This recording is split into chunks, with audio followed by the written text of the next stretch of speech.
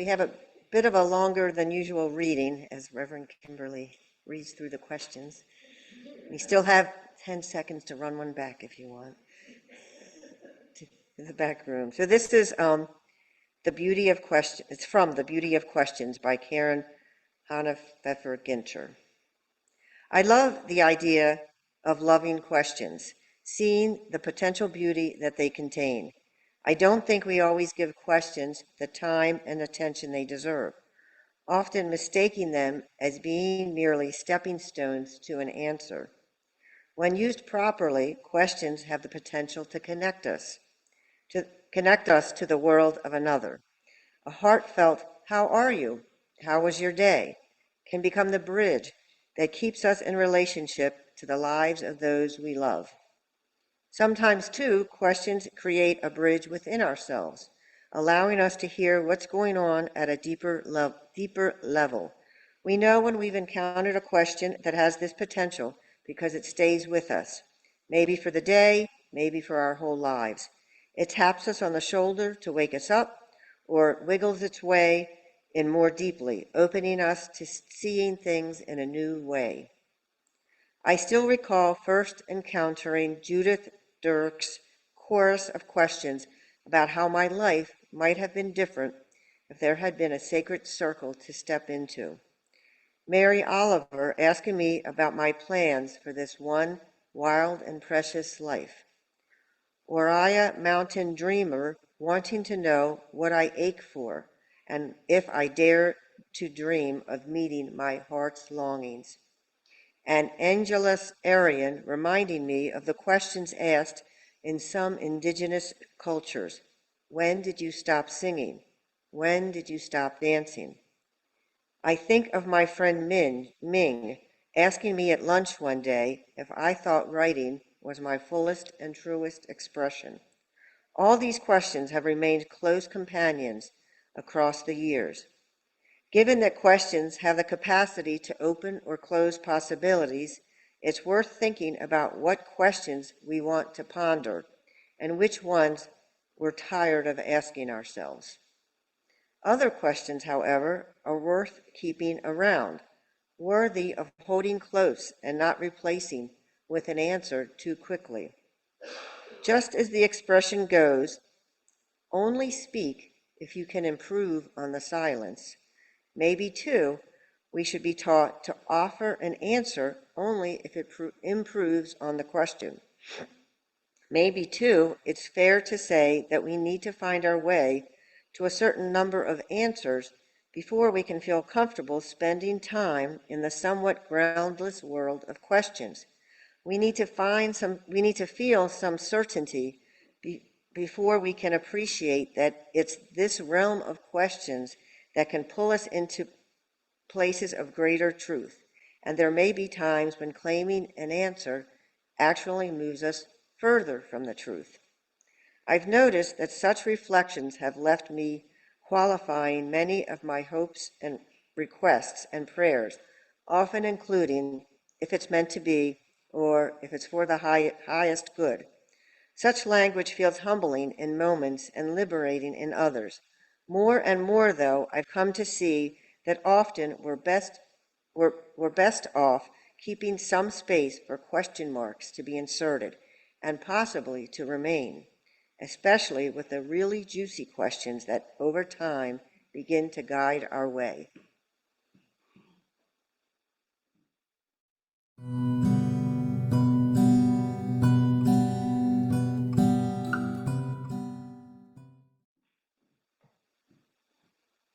My goodness, y'all.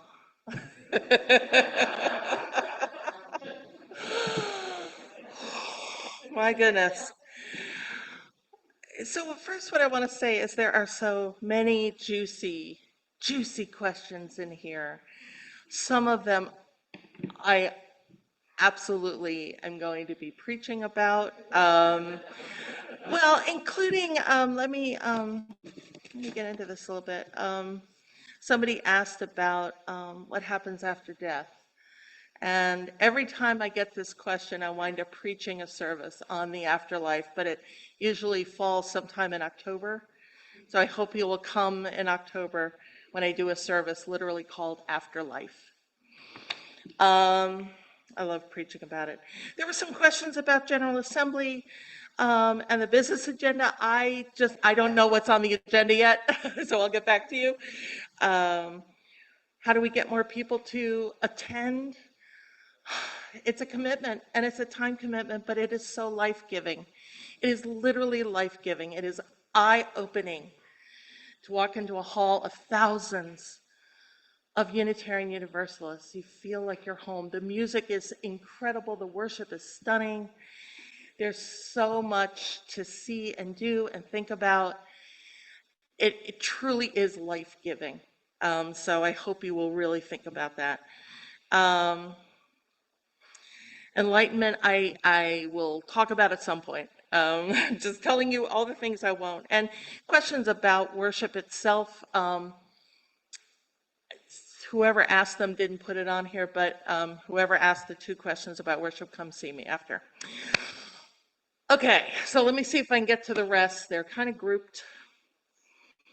I had 2 questions about what is the simplest way to describe Unitarian Universalism, or what is your UU elevator speech. And I am really grateful to the Article 2 Commission and our wisdom to write a clear statement of who we are and what we believe and our values. And I begin with, we are a faith that puts love at the center.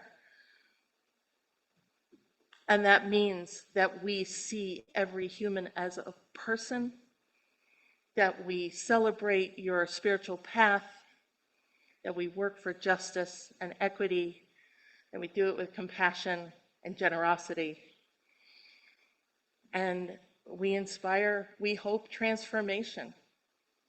So that's sort of the short version. I am trying to get the 7 values in my head so I can rattle them off without having to think about them. And the flower, there are some different interpretations. There's a flower, there's an atom, which I love. I love the atom image. What expression are we using officially? We don't have, well, this question is really about the principles versus the values. So we have changed because we are a living tradition and revelation is unsealed, and we're always responding to the world as we see it. We have shifted from a list of 7 values, or 7 principles, which are a little bit wordy, but are weren't allowing us to flourish. And so the commission that developed these 7 values said, well, what's missing from here? And they said, well, love is missing. Love is never explicitly in our values. And yet every religious path that we think offers us wisdom is about love. And whether you are humanist or atheist or theist or Buddhist or Jewish or pagan, whatever you are, love is at the center. And so then how does that get expressed? Right? And so that's how they said, how does equity get expressed? Through love. How does justice get expressed? Through love. How are we transformed? Through love. And so these 7 values, and I've got a poster that I need to get framed that we'll be putting up somewhere in this building of the values. I think they're easier to name. And not that the language of the 7 principles is bad. It's just not helping us meet the moment. Because this moment, can we say a holy crap, this moment? I was sharing with Sherry that I preached at the congregation of the Chester River a month or so ago. And there was a discussion about how hard things were. And I said, yeah, all I have are swears for this. And a woman quietly came up to me after and said, so my friends and I get together once a week for a sweary tea. They drink tea and cuss about everything. And I thought, what a great way to release that anxiety, right? And then And then I saw somebody talking, a teacher saying, why do the kids get recess? And when they go to recess, they instantly start screaming. Why aren't adults doing that? Take a recess and scream, right? So it's a moment, right? And so Unitarian Universalism at its best is looking at where is the hell on earth, right? Because that's what our universalism tells us, that hell is on earth. And what do we need to do now, and what do we need to do next? And I think a focus on these values, valuing pluralism, generosity, transformation, equity, justice, generosity, what else am I missing? Jet pig. Justice, equity, transformation, pluralism, interdependence, and generosity. There we go. So JETPIG, JETPIG, is a great acronym, and you may see JETPIG images around the UU internet. They're very cute. They're little piglets with jetpacks on them. Anyway, interesting set of questions about belief. One is UU welcoming to those who are atheist, agnostic, or humanist? Does a person need to believe in a higher power? And how do you address the question, do Unitarian Universalists believe in a God? Well, yes, yes, and yes. Yes. So, in a minute, while Unitarians and Universalists are traditionally come out of Protestant Christianity, the questions both of those faiths asked and we continue to ask as now one faith is, so where does that, what's the inevitable consequence? How does that expand? So if we believe that there is one God, which is where the Unitarians started, what does that mean for the rest of humanity who's never heard of Christianity? Or do we have to be monotheistic? Do we have to believe in a God at all? This is really an argument against the Trinity. The Universalists said, the way we read the Bible, there is no foundation for hell or, salvation through Jesus. There's no need for atonement because a loving God would never punish his children. So you combine those and that question of, so why is there evil? Well, what are we here for? How do we understand ourselves? We understand ourselves as already saved. We have the phrase death and glory, right? There's no, restitution. There's no purgatory. There's no restoration. There's realizing that our work is here. It's all we can control. And however we understand God or not, what's here is what matters. And that's where our humanism comes in. John Dewey, who's one of the fathers of religious humanism, was Unitarian. And many Unitarian ministers signed on to the first Humanist Manifesto because they realized what matters is now. And how do we treat one another? How do we lift each other up? How do we answer those three questions from the Tolstoy story? What's most important? It's the person in front of us. Where am I supposed to be? Where I am now, right? We hear it echoed. Who is my neighbor? A few weeks ago, I think we did that reading from the world's religions, and they're all asking that same question, or saying the same thing. How do we do unto others? How do we love? Putting love again at the center. You don't need God to put love at the center, but God may be really helpful if that's your jam, right? I am a theist. I call myself Christian adjacent because through my studies I've grown a real an understanding of the ministry and the work that Jesus was doing, and the work of the prophets and the stories of the Old Testament, and, and understanding that these were ways that people were figuring out how to be with one another. And who doesn't want to feed the sick and the poor and take care of the ill and take care of each other and care for the widows and the orphans? I mean, that's 3/4 of the Hebrew and Christian scriptures. Over 2,000 references to the poor alone, no less. The other, the stranger, the downtrodden, the oppressed, the discriminated against, the harmed. You cut all of that out and you've got little strips of paper hanging. I've literally seen a justice Bible with all of the verses that have to do with justice cut out. It's little strips of paper. And so whether you believe in God or not, all of those verses that are cut out, and what every religion is telling us, even the ones that don't have a God, are telling us, love each other. Not only love each other as you would love yourself, but love yourself as you show love to others. Love at the center. We have a question.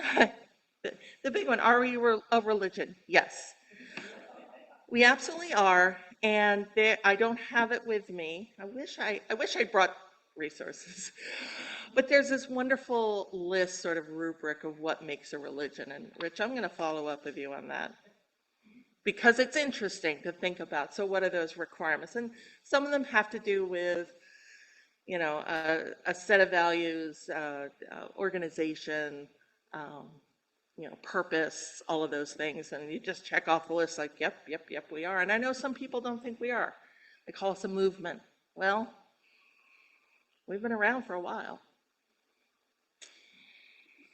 All right. So Beth, I wish you had used the word date instead of day for this question. I was asked, what is your perfect day? But if it had said, what is my perfect date, I would have said April 25th, because it's not too hot or it's not too cold, and all you need is a light sweater. Quoting from Miss Congeniality. That being said, my perfect day is having no alarm but waking up naturally, a good cup of coffee, some time to just think, organize my life, and then getting together with friends for lunch, and maybe a different group that we go do something, a museum, a park, a show, something in the afternoon, and then a third group of dinner, a group of people for dinner, and maybe another group for like late night drinks. And if I was fitter and COVID didn't make me exhausted, we'd go dancing. So, fantasy. But for me, I know, you're shocked. I'm an extrovert. But for me, being around people I love, people I think are interesting, those great conversations, those conversations that go places you never expected, thinking deeply, laughing, till your stomach hurts, feeling fulfilled. That's my perfect day. And if it's on April 25th, all the better. Okay. Time. Time. Short version, what inspired me to become a minister was an easy decision? No, until it was the only one I could make. I spent a lot of time not answering the phone and coming up with lists with my minister about why I shouldn't be a minister. And then there was that series of days I was dating a Lutheran minister. I was in a discernment group. There were like all of these, I had a spiritual director, like all of these things are around me. And finally, all of these people are like, would you just go visit a seminary? Get it out of your system because we're tired of hearing how you're not going to do this. So I went down to New York. I was living in upstate New York, went down to the city and visited Union Theological Seminary. I walked in, and first of all, it's one of those old, 150-year-old Gothic buildings with a big quad in the middle. And I walk in, and the cloister walkways and stuff, and I'm like, oh my God, I've dreamt about this place. I didn't even know. Since I was 12, I've dreamt about Union. Didn't know what it was. Went to a class with James Cone, who was the father of Black liberation theology, an amazing man. I sat on a class, I'm like, holy shit, this is amazing. Went to a chapel service that was led by the Queer Caucus, and they had wrapped colorful fabric around the columns, and it was a Lady Gaga service, and they had made a catwalk, and it was all about our spirits and being free and being who we are. And I'm like, oh my God, this is it. And then by the time I sat with the dean of students, and I was like, yeah, but I don't want congregational ministry. I don't know what my ministry is. She said, come and discern. You're an artist. Come explore the arts here. And by the end of that, I was like, shut up and take my money. So the buildup was long, and there were a lot of hints, but the answer came in a day. Getting to the yes was both a very long and a very short once it was really clear. And all of my advisors and directors and the person I was dating were all like, yeah, we knew this. We knew. And it has been an incredible joy. I've been ordained for 8 years, graduated from seminary in 2014 at age 49. It's the best second career I could ever have imagined. It's been incredible. Anyway, tons of questions. What is grace is going to be a sermon. But I want to address this small last set last. And I'll read the three of them. One of them was actually in the chat, and to the person who put it in the chat, just know that I'm summarizing, what you said. They talked about how they were drawn to this faith because of its radical love and its radical welcome, and are feeling hate for those who are against this. So how do we keep love at the center? How do we live with the anger and real hatred and struggle we feel? It is related to this one. With the state of the world today, I struggle with what is most important to pray about. What is more impactful to focus outward or inward? And the third one, we are a liberal religion, then are we not political liberals and are conservatives welcome?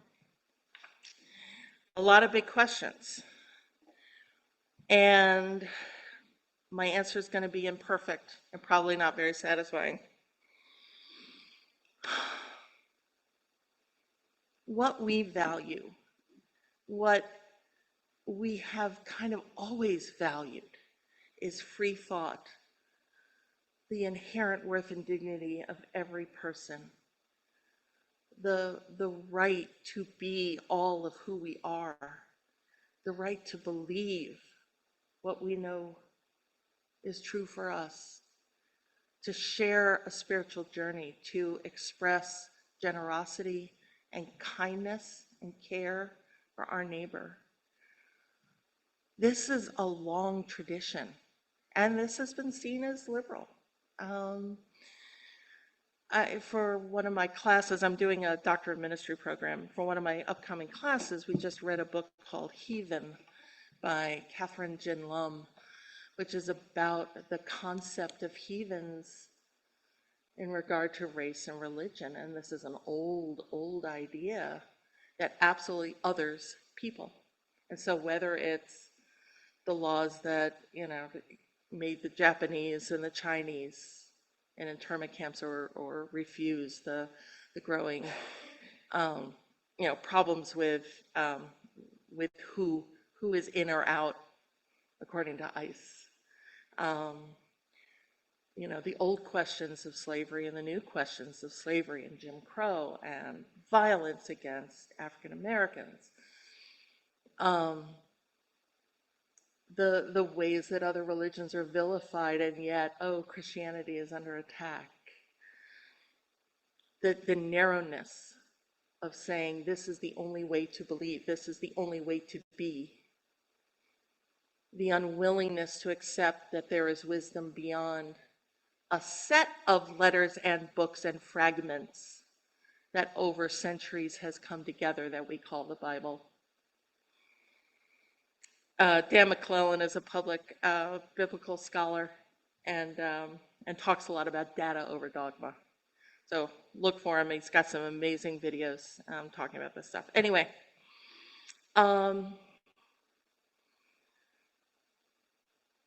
it's hard to reconcile what we know to be true, what we see in the world, with what others are telling us is true.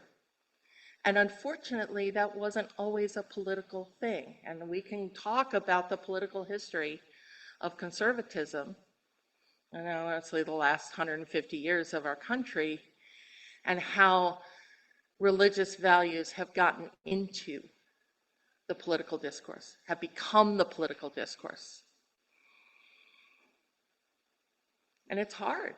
My parents would probably be, if they were alive today, would be Democrats now, but they were good Rockefeller Republicans, or Eisenhower Republicans,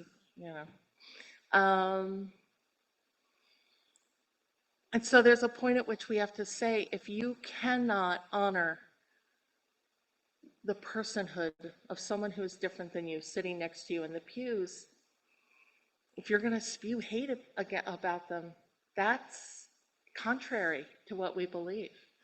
The paradox of tolerance, of course, is that the one thing tolerance is not tolerant of is hate. And ultimately, if we say this is a place of peace, of expansive, radical love and welcome and belonging, if you're fighting against that, then you're not actually part of who we are. It's hard. It's hard. And yes, I understand the hate. I understand that. It's so frustrating. How can you say I'm not a whole person? How can you say I'm not a person?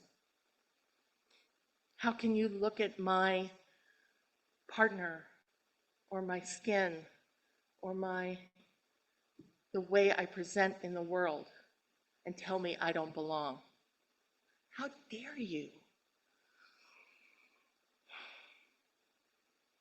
It's hard. It's hard. It is angering. And the anger is real. And I want to acknowledge that. How do we turn it back into love? We remember. What matters is who's in front of us now? What do they need? How can I help? Sometimes we have to start small. We have to start within ourselves. We have to ask ourselves, what am I doing that does or doesn't help another person or encourage another person? Does outward expression help? Of course. Oh my God. We totally need that, right? We need to be going on marches and writing to our Congress critters and speaking out and speaking to our neighbors and saying, I'm in front of you. How can you say I'm not? A fellow human, worthy of the same grace. And again, I'll preach about grace. I don't know how we do it. It's really hard. This hostile government takeover is every minute destroying what we think this nation is. It's hard to fight. But we have to be out loud. I'm noticing that Becky is wearing her Don't Erase History shirt. There are so many subtle ways we can spread love. We can wear pins, we can wear t-shirts, we can put bumper stickers on our car. We can express this outward. But the big prayers, right? Oh God, save this country from the gays, that kind of crap.